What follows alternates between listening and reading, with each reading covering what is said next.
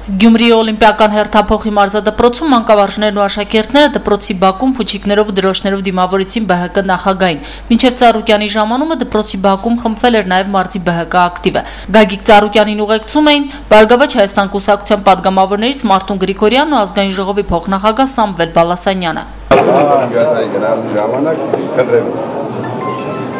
Սիմվոլիկ ես պայներ, որ պարոն Ծառուկյանը երբ որ կահանգարի դպրոց կազմակերպեց, այդ ժամանակ հյուրասիրել էին։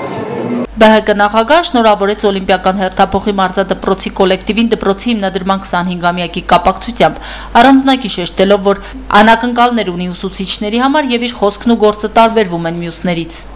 Իրարից ապակաս, մեկս մյուսով։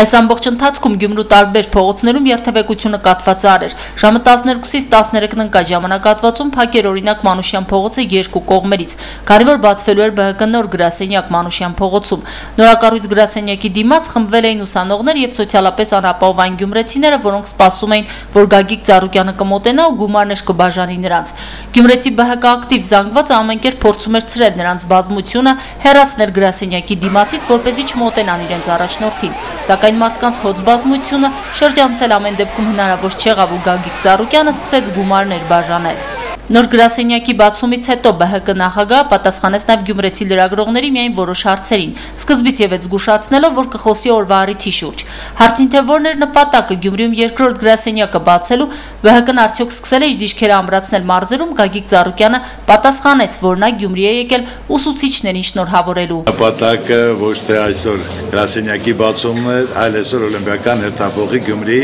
25-ամյակն է,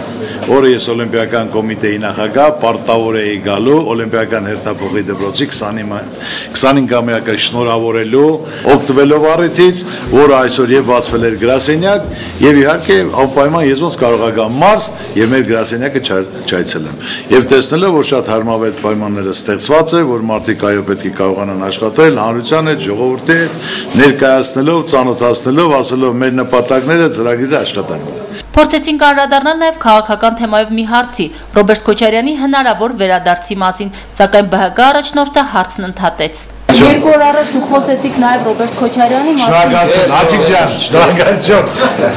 Այսօր տոնական օր է։ Վերջում կուսակցության մարզի ակտիվի հետ փակ խորհրդակցություն է անցկացվել եւ հանդիպում կազմակերպվել Գյումրու դրամատիկական թատրոնում մանկավարժների հետ։ Քրիստինա Մկրտչյան, Մարտուն Գրիգորյան, Գալանյուս։